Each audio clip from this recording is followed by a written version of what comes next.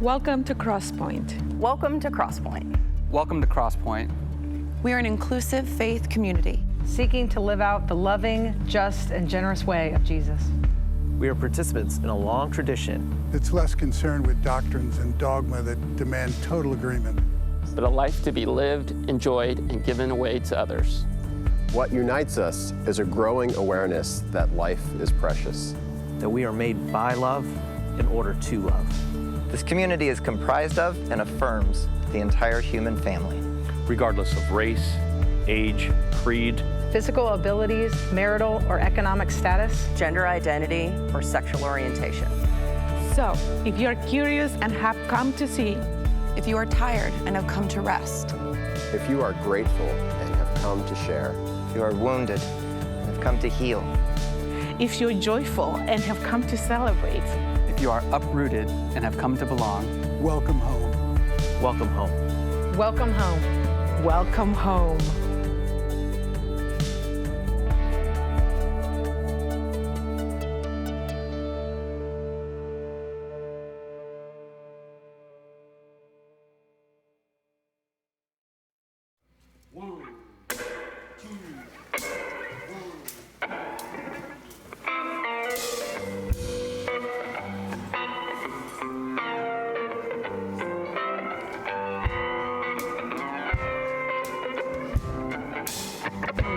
There's not a friend like the lowly Jesus.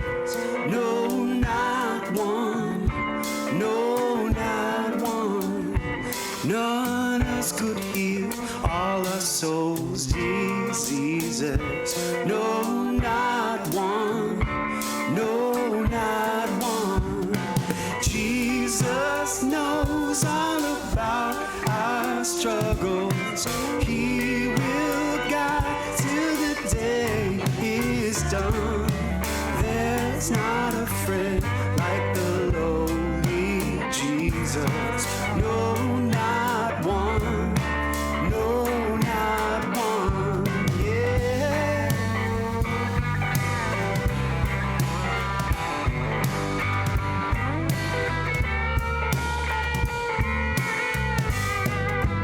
There's not an hour that he is not near us. No, not one. No, not one. No night so dark, but his love can cheer us. No, not one. No, not one. Jesus knows all about our struggles. He will guide till the day is done. There's not a friend like the lowly Jesus. No, not one. No, not one.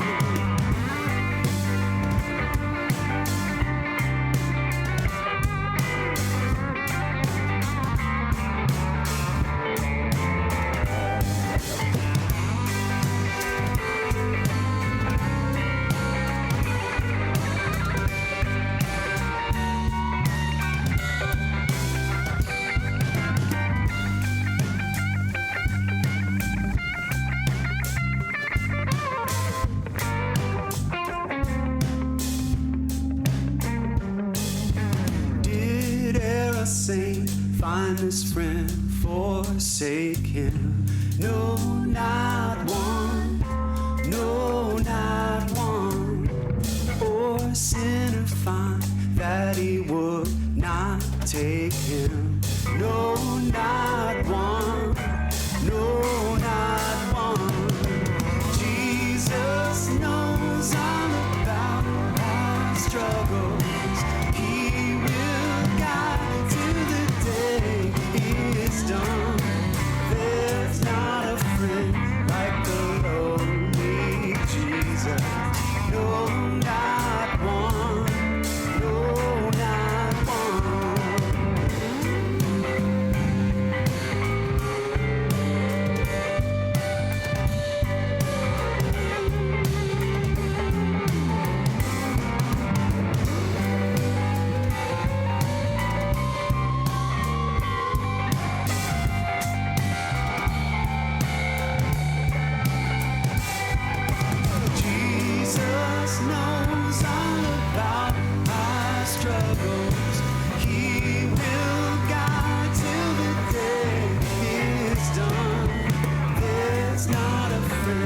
like the lowly Jesus. No, not one. No, not one. No, not one. No, not one. No, not one. No, not one.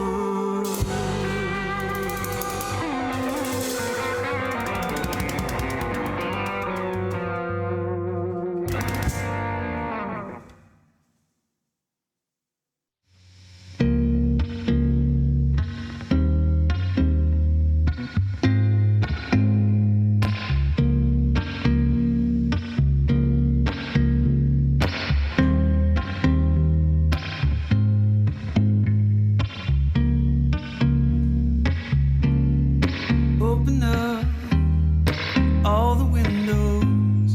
Don't be afraid to let the sunlight in. Give it up, don't disobey it. Just let it grow and let it all begin. You'd be a fool to fight it.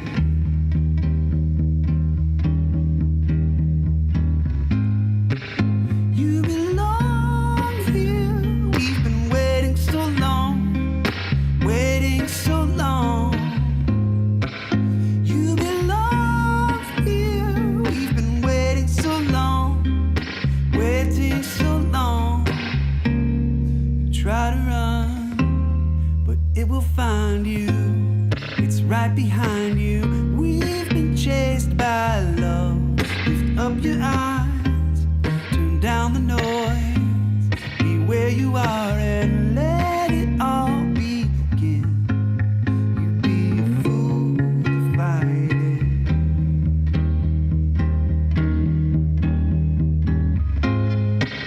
You belong here. We've been waiting so long, waiting so long.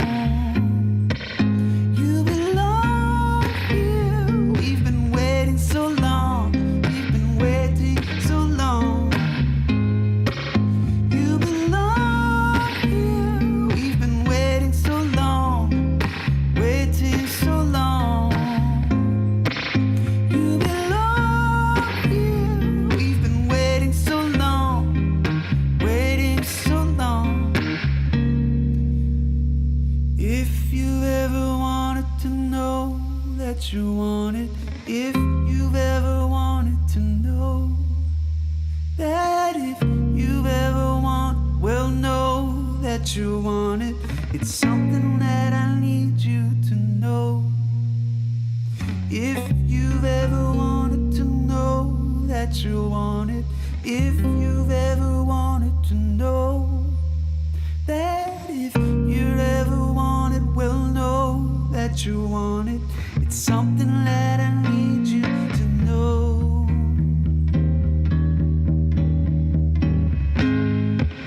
You belong here. We've been waiting so long, waiting so long.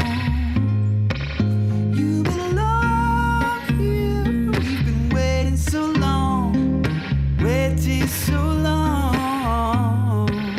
You belong here. We've been waiting so long, been waiting so long.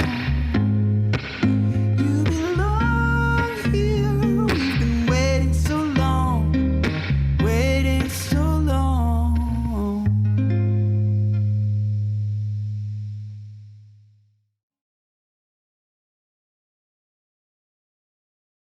Hey Crosspointe, just a handful of announcements for you before we get into today's teaching. One, if you missed last week's service and you're a part of our Crosspointe community in any way, I'm going to ask that you go back and catch up with it. The September 22nd service has some really important updates for all of us, as well as it lays out a next chapter in our story together. And so if you missed it for whatever reason, I'm just asking that you go back and listen to it at your earliest convenience. Two, if you're a current college student or you graduated high school this past year and are taking a gap year, entering the workforce, doing something else, or you're the parent of one of these young adults, we'd love to show them some love and send them a care package. So if you go to our website and you scroll down, you'll see a graphic for care packages. Just click on that and you can let us know if you'd like a care package for yourself or your college student or your recent graduate. Then, if any of you would like to contribute to these care packages, there's also a sign-up genius there on the same page of our website that you can sign up to contribute gift cards, candy, popcorn, just to make sure that we love these college students and these recent graduates really well. Next, there's a couple events coming up that I want to make sure you're aware of. One, if you're local to the Cary area, on Sunday, October 13th at 11:30 a.m., so right after our Sunday service, our teacher in residence, Jeff Chu, is going to be hosting a community conversation that we've titled Finding Hope, Making Peace, and Forsaking Cynicism in a Politically Divided World. So, if you find yourself in this kind of state of exhaustion by the current political climate and are looking for handles on how to engage in civil discourse, how to disagree, or simply know when to remain silent while at the same time trying to live in the generous and peaceful and hopeful way of Jesus, well, then this may be the exact conversation that you need right now to participate in, and hopefully it'll be helpful. Again, this is Sunday, October 13th at 11:30 a.m. right after our Sunday morning service. Lunch will be provided, and if you need childcare for 2-year-olds through middle schoolers, we have an online option that you can register for in advance that comes with a small fee, but you can handle all that on the registration form on the website. Hope you're able to make it. And then 2, on Sunday morning, October 27th, we're going to have a morning where we serve together here on our campus. And we're excited to partner again with Rise Against Hunger, which helps supply communities around the world with nourishing food, often when they're facing an emergency of some kind, where rather than have our typical Sunday morning gathering, we'll be coming together to try to pack 60,000 meals together. This is an event that's open to everyone, and it's open for all ages, but we do need you to register in advance. And so you can go to crosspoint.org/serve, scroll to the bottom, click on Rise Against Hunger. There's also opportunities to volunteer there with setup and tear down before and after the event. Now, we did this a couple years ago, and it was one of our favorite days of the year. It's high energy, it's easy to do, and it's a lot of fun. So again, if you want to join us, please go online, register for the event on Sunday morning, October 27th. If you're unable to make it in person that day, wherever you are in the world, we've provided a list of ideas that you could use on your own to serve in your community to serve that day. You can find those ideas at crosspoint.org/activeservicesunday. Now, next, as we say every week, for those of you who are willing and able to fund Crosspoint and all that we do together, I invite you to crosspoint.org/contribute.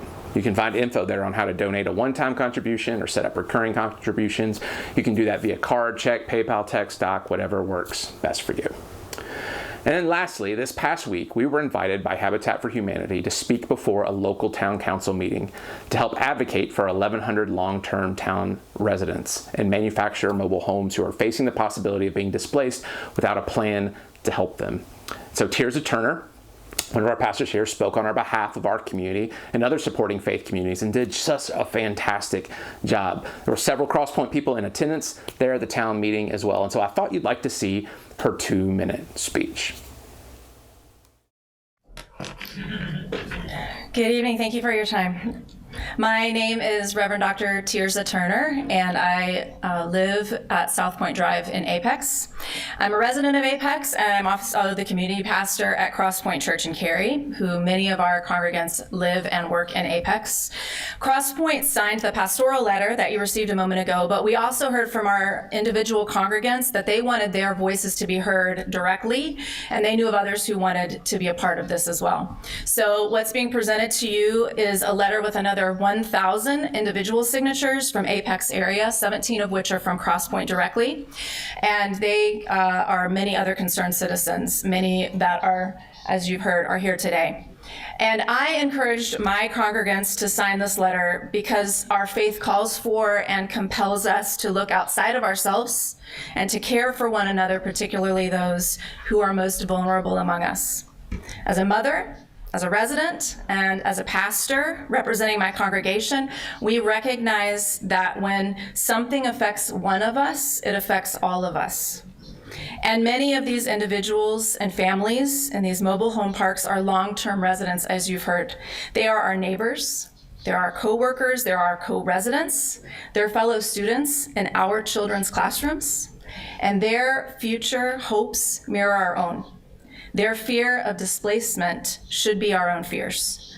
The decisions we make regarding this community will speak loudly about the type of community we are and the type of community that we want to be. So I ask you on behalf of myself and my family and on my congregation to work to find an alternative to displacement of our cherished neighbors. These residents matter, as you know. They are a part of the fabric of our community, and they have helped to make Apex the great place that it is.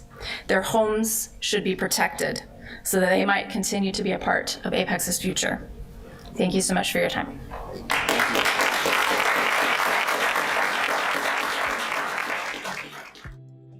So as always, Crosspointe, I'm really grateful to link arms with you in all the various ways to show up well in the world. Have a great week. You're loved.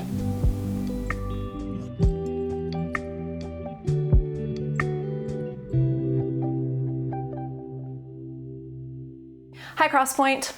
So in the book of the Bible, Matthew, in chapter 5, Jesus is recorded as having said, "Blessed are the poor in spirit, for theirs is the kingdom of heaven. Blessed are those who mourn, for they will be comforted. Blessed are the meek, for they will inherit the earth. Blessed are those who hunger and thirst for righteousness, for they will be filled. Blessed are the merciful, for they will be shown mercy. Blessed are the pure in heart, for they will see God. Blessed are the peacemakers, for they will be called the children of God. Blessed are those who are persecuted because of righteousness, for theirs is the kingdom of heaven." When I hear all of that, I think to myself, the first thing that pops into my head is, yeah, right, that sounds like a bunch of liberal BS to me. Because it seems like it would be a lot more accurate to say something like, blessed are the social and political influencers, those with scholarships and hedge funds. Blessed are those with enough to pay their mortgages and their car payments and still go on exotic vacations. Blessed are those who haven't had a health crisis, a natural disaster, who have options for dinner, who haven't experienced crippling depression, anxiety, or loss. Blessed are those who got the promotion, got the raise, got the recognition. Blessed are those who you fill in the blank. This week, when my engine light came on for the umpteenth time, I did not feel blessed. When another kid in my family caught the cold, I did not feel blessed. When that extra forgotten bill showed up, I did not feel blessed. When I heard of yet another death by suicide, another mass shooting, I did not feel blessed, nor do I imagine that those who were lost or those who are left behind felt blessed. When Crosspointe was contacted about yet another neighbor's eviction notice, I don't imagine that renter considered themselves to be blessed. As I listened to the residents of the Apex manufactured home community beg the Apex Town Council to save their homes this last week, I don't imagine they felt blessed. If being poor, meek, mournful, persecuted means blessed, I'd like to be counted out, please. Because who of us ordinary people willingly place ourselves in these positions? And yet it's Jesus' first recorded public sermon. This is what he chose to lead with. This is the agenda of an upside-down kingdom given to a people already at the bottom of the social and political ladder. Maybe Jesus meant it to be understood differently. Maybe he was being sarcastic. So do we need to define the poor? Perhaps. Another gospel writer, Luke, also wrote about this sermon, and he wrote just, "Blessed are the poor," hard stop. He didn't bother to add "in spirit." So we might assume that there are double meanings to all of these blesseds. Poor can be taken at face value. Those downcast because of a lack of money and material things, those who barely get by, whom, by the way, we are instructed over and over again in scriptures to support. But it can also connote a type of inner poverty that the material poor experience every day, and that many of us have experienced at some point. That deep understanding that our lives are not under our control. Control is an illusion, or at very best, a temporary condition. So blessed are the poor, because regardless of material accumulation, the poor recognize they're not able to rely only upon themselves and their accomplishments and luck and birthright and possessions to get them through tomorrow. And with all of those things out of the picture, the only thing left is for one to call on community and divine intervention. That's internal and external poverty. We're unable to do this on our own. So who among us is poor today? Do we need to define the mourning, as in the grieving, not something that happens every day after dawn? This mourning does include, of course, those who are grieving the dead and those lost to them, but it also encompasses the grief that accompanies any loss. Individuals and communities mourning injustices and violence that create the poor that we were just talking about. Grief of a lost way of life, of assurances, of peace, of lost expectations. There are no prerequisites to be in the club of grieving and mourning. And as with the poor, we are called to comfort those who are mourning. In fact, we're told to mourn with them. For their loss, for their heartbreak, for their fear, it should also be our own. So who are the mourners among us today? Do we need to define the meek? Meek does not mean weak, but it can mean gentle. Those with the quietest voices, the wallflowers, the first to offer to be last. Moses, the ancient Hebrew leader who stood up to the Egyptian Pharaoh and helped the Israelites escape from enslavement, then led them across the sea and into a life in the wilderness, that Moses, he was called meek. And so was Jesus. How does that word meek align with your image of Christ? To the listeners during this time, the disciples and the Jesus followers who were considered outsiders and outcasts, meek meant embracing their identity without apology and in the midst of harassment and hardship that came with it. Refusing the impulse to retaliate with violence, the inclination to repay evil with evil. Meekness is a kind of superpower, really, because it doesn't occur naturally to most of us. The meek superheroes are the ones who find themselves with strength and power, but that denounce violent means of enforcing it and who don't abuse their positions. This type of gentle superpower of meekness, it raises eyebrows, it loses endorsements, which makes it a hard path to stay on. So, like my other questions, who among us are the meek today? Should we define hungering and thirsting for righteousness? This does, of course, include those who seek personal rightness, those with high personal ethics, but this is also a seeking for the righteousness of God. That is for a time when God will set things right. Those who hunger and thirst for righteousness are the justice seekers, the tear wipers, those who speak up and speak out when things are not as they should be. The desire to see things put right invokes a hunger in us, a thirst that cannot be quenched until inequity and injustice are satiated and the abundance that already exists is experienced by all. Who among us are the justice seekers, those hungry and thirsty for righteousness? Do we need to redefine who are the merciful? Those who see the goodness in others and let that vision overshadow the bad. Those for whom compassion is the go-to. And I should note that mercy and love are traits attributed to God throughout Christian scripture. And the word used here is elimon, which indicates not just feelings of mercy, which we all have from time to time and rarely act upon, but actually concrete acts of mercy.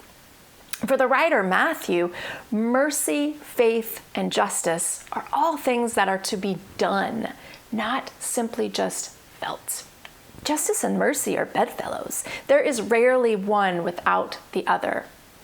To the blessed merciful, mercy is not fear-based, but reciprocal. They are able to show mercy because they recognize the mercy that they have already been shown. Who do you know that are the merciful among us? Do we need to define the pure in heart? This does not mean those who are without moral failings, because if it did, nobody would qualify. A clearer translation could be unalloyed, as in like metal, not duly aligned, not intertwined so you can't tell what's what. Being clear about where they stand, who they stand with, about who they are and who they want to be. The pure in heart, the unalloyed. Who among us today are the pure in heart? Let's define the word peacemakers. The word here was first used during a historical period referred to as Pax Romana, a 200-ish time period beginning in 27 BCE, when the Roman Empire was relatively peaceful and for the most part absent of war. The Romans had rid the Mediterranean Sea of pirates, they had blocked fighting among various factions, and Roman order was the norm. Absence of war, however, does not mean peace. Forced peace is not what the Hebrews would call shalom in its truest sense. Throughout Rome, there was ongoing discontent, continued rebellions against strict laws, abuses of power, continued Roman exploitation and expansion. Rome enforced peace through the sword. And the blessing of the peacemakers here is a sideways dig at Rome and a challenge to the listeners to not go along with the illusion of peace. It was a challenge not to sit on the sidelines, enjoying life with few disruptions, saving their own skins at the expense of others. No, this was no passive blessing.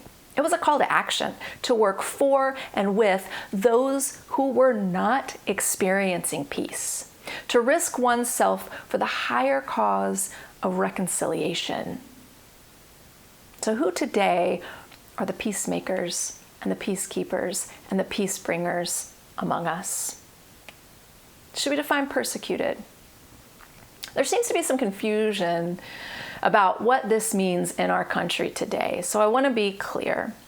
Right now, in some areas around the world, at this moment, areas outside of the United States and North America, there are Christians being imprisoned and killed because they call themselves Christian. They identify as Christian.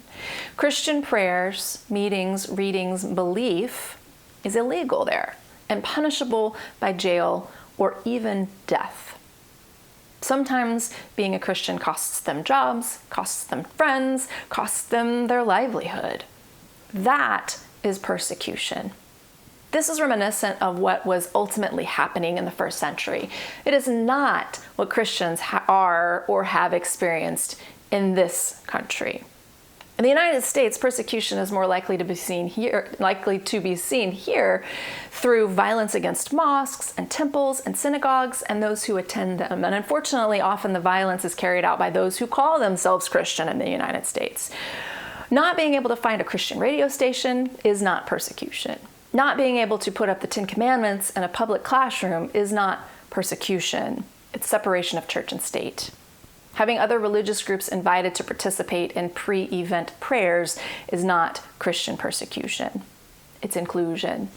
What people have been calling persecution lately is really just a loss of Christian privilege. In the first century context, this phrase likely had a double meaning.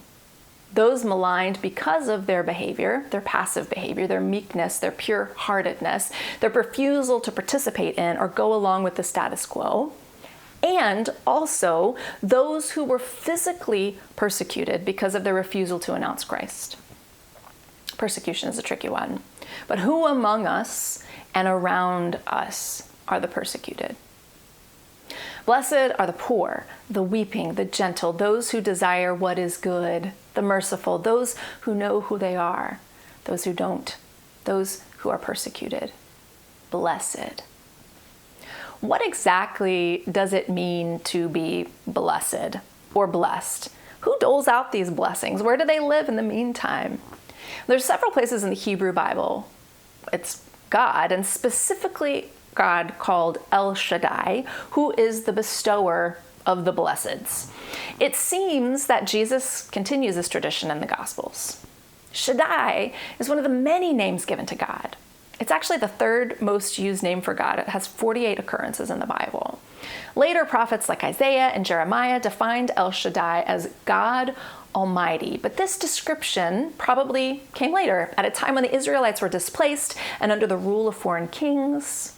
And at that time, it was when an almighty God is what the people felt they needed most. But the language for El Shaddai is tricky, because Shaddai can also be translated God of the wilderness, or God of the wild, or even God of the mountain, which brings to mind, to me at least, a God who cannot be contained. I kind of like that idea. But El Shaddai is also mentioned in the book of Ruth, when two widows find themselves alone, destitute, and traveling into the unknown. Shaddai here is more accurately translated sufficient one. And in the Psalms, Shaddai is the protector who shelters David under a wing. I kind of like these ideas too. But most often, Shaddai is used within a fertility context, such as in Genesis, when Shaddai appears to the 99-year-old Abraham and says he and his elderly wife will have a son. Or when El Shaddai tells Abraham's grandson, Jacob, to be fruitful and multiply. And in these contexts, we draw upon another possible root of Shaddai, which is breast, which means another appropriate name for El Shaddai is breasted one, the woman, the godmother who, on the one hand, offers nourishment so that life might be sustained and grow and flourish, and at the same time offers beauty and comfort and rest. El Shaddai, the blessing giver, doesn't seem to have a one-size-fits-all approach. Maybe El Shaddai just can't be contained with one description, and I kind of like that. Because sometimes we need a God who will sit with us in our tears, who will place us under a wing, who will walk with us through all the baffling violence, who will offer reassurances when we need to make the hard choices, or offer nourishment and comfort when there's nowhere else to turn. And maybe that's because sometimes the blessed need an almighty God. Sometimes we need a sustainer. Sometimes we need a breasted God. And sometimes the God we have or don't have is already sufficient. What is this blessed that El Shaddai hands out? I found this the other day. And you may have something like it at your house. Blessed is not an easy thing to define, or blessed. Here in the South, we say, bless your heart, which isn't as nice as the unsuspecting might think. #blessed. We say blessings before meals, either as a reminder to be grateful or as an uncle once told me so that we don't choke on our food. But I don't think this is what Jesus meant when he gave his speech to the disciples on the mountainside. The word blessed or blessed has come through a lot of translations to get to us. Jesus likely spoke Aramaic, Matthew was written in Greek, and we're reading it in English. And as is true with much translation, there's no perfect English equivalent. The Greek word used is makarios, and perhaps it's easiest to describe in English what blessed is not. Blessed, blessed, it's not a feeling. Blessed should not be translated as happy or fortunate. No one truly expects the mourner or the persecuted to feel that way. In Homer's Odyssey, Makarios is used to describe the gods on Mount Olympus. Is it interesting to anyone else that the author of Matthew uses a word used to describe immortal gods to describe those they tend to ignore? The poor, the meek, the disenfranchised? Maybe it's a statement of what godly behavior is. Blessed is also not a prescription for a happy life, suggesting that when we're poor and meek and persecuted, we'll truly be happy. It's not what it is at all.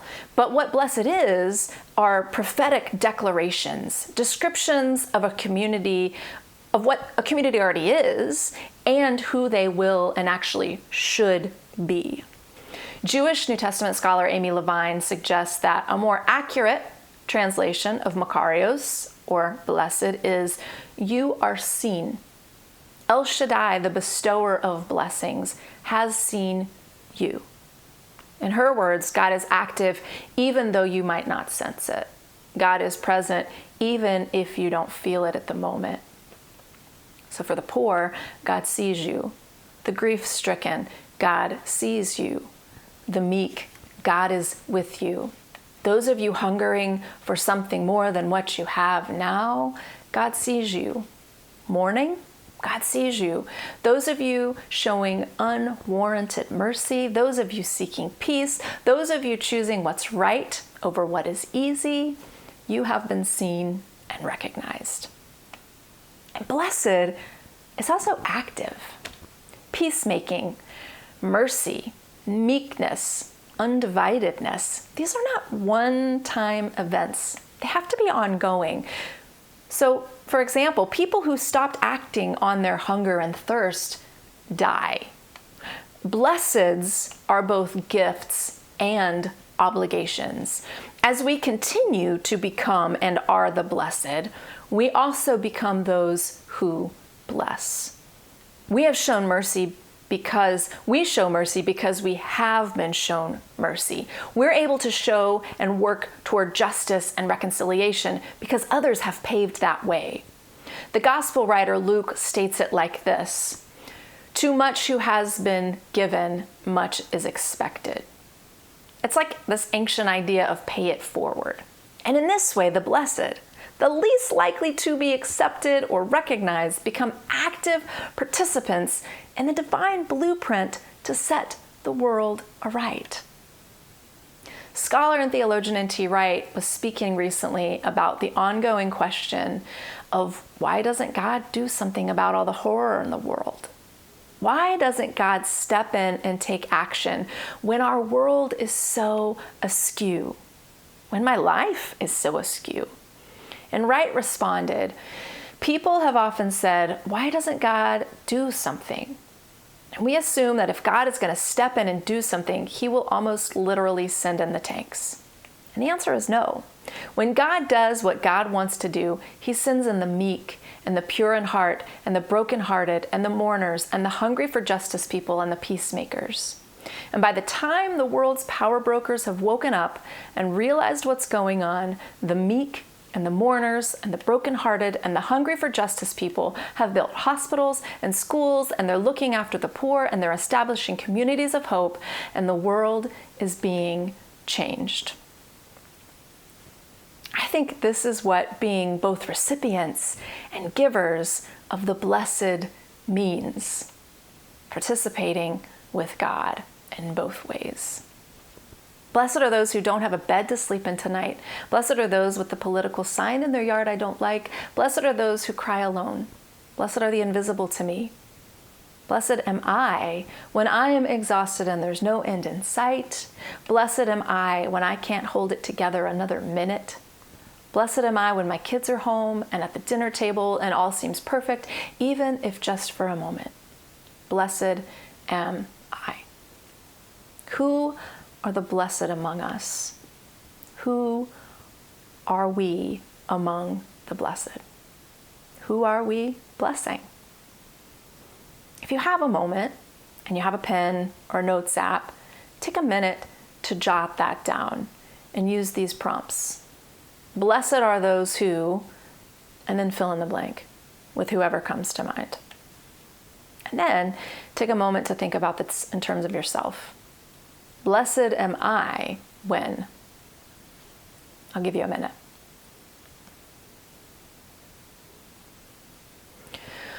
Who among us are the poor, the grieving, the meek, the justice seekers, the peacemakers, the pure in heart, the persecuted? For they and we are the blessed. I want to close out with a video of blessing from the Reverend Nadia Boltz-Weber, who does a fantastic job with her own rewriting of the blesseds. Thanks, Crosspointe. Have a good week.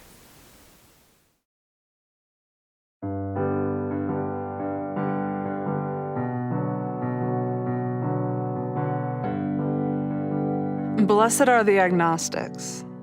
Blessed are they who doubt, those who aren't sure, those who can still be surprised.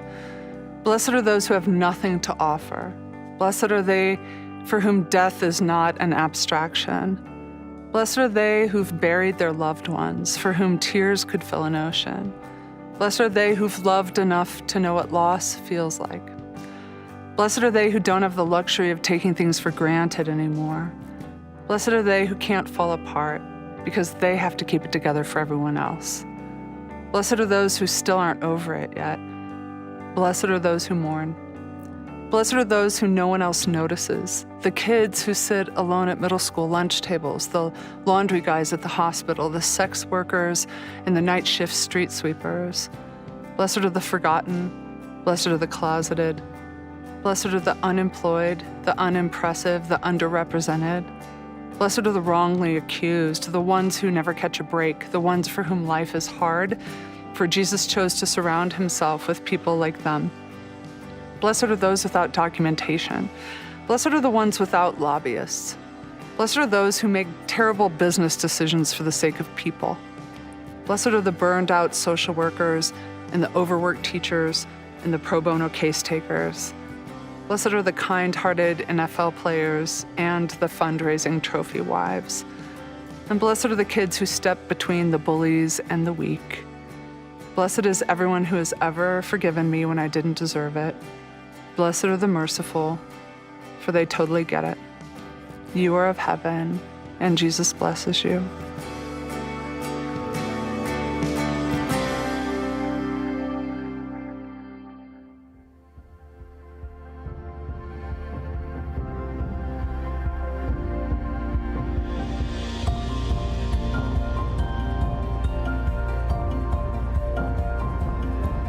If you would like to know more or get connected to Crosspointe, go to crosspointenc.org. If you're in need of care or assistance, go to crosspointe.org/care. And welcome home.